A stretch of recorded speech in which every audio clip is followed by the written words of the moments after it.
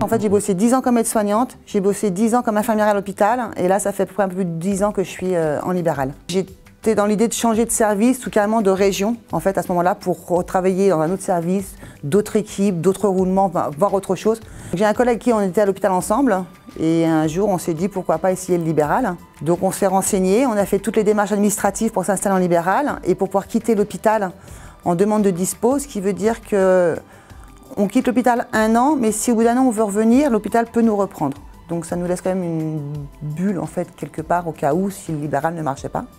On a démarché les médecins, les pharmacies, on a attendu qu'on nous appelle et puis en 3 mois de temps on s'est fait une patientèle et ça fait à peu près 12 ans, 10-12 ans qu'on est ensemble.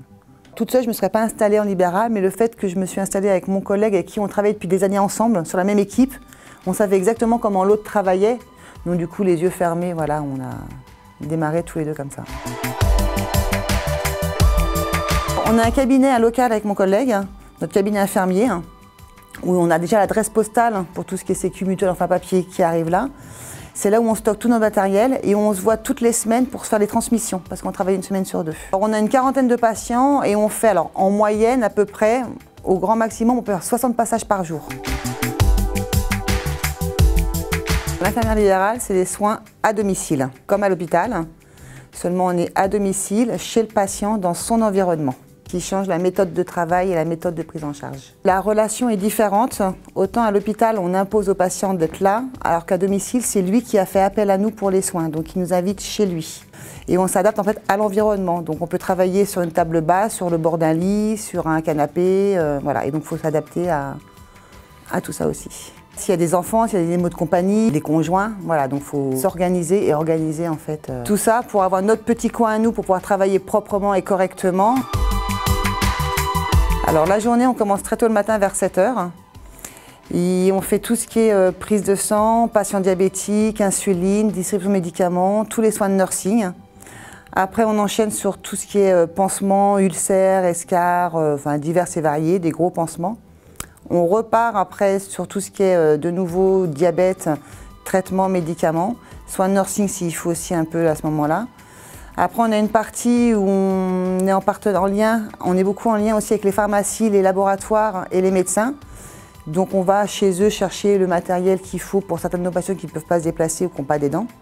Et on renchaîne de nouveau sur la tournée où pareil, nos patients diabétiques, traitements, certains soins, certains couchers aussi pour le soir. Et la journée se termine vers 20 h.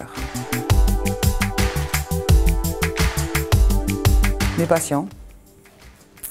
Parce qu'avec le temps, certains patients, on les voit 2 à 3 fois par jour. Certains, je les vois depuis 6, 7, voire même 8 ans, pour quelques-uns.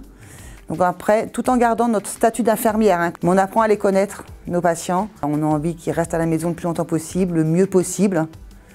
Et puis ils apprennent à nous connaître, on apprend à les connaître, à apprendre leurs habitudes, à apprendre ce qu'ils n'aiment pas. Et du coup, ça aide aussi pour la continuité des soins avec eux.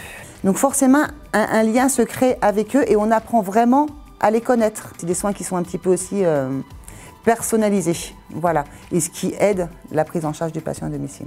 Et puis le libéral, c'est, voilà, on est notre propre patron, hein. On gère notre tournée, on gère notre temps, on gère aussi les soins. En libéral, on n'est pas non plus complètement tout seul. On est beaucoup en lien avec les auxiliaires de vie qui passent chez les patients.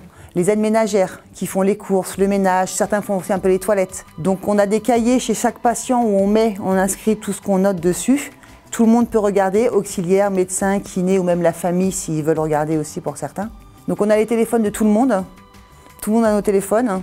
Et dès qu'il y a un problème, un souci, une problématique, celui qui est concerné, en fait, on se tient au courant.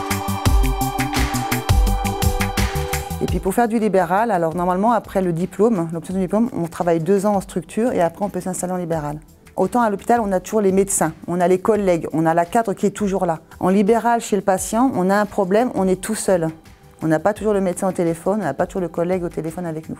Donc moi, ce que je conseille pour ceux qui veulent s'installer en libéral par la suite, c'est bien, mais qu'ils prennent le temps de faire déjà leur expérience au sein de l'hôpital, voire faire différentes spécialités, différents services, prendre le temps surtout. Pas se précipiter en libéral tout de suite. Donc je pense qu'un peu d'expérience avant, c'est très très utile aussi, ça aide beaucoup. J'aime mon métier, j'aime ce que je fais. Voilà. Pour rien au monde, je le changerai, malgré les difficultés qu'il peut y avoir parfois. Mais les patients nous le rendent bien surtout.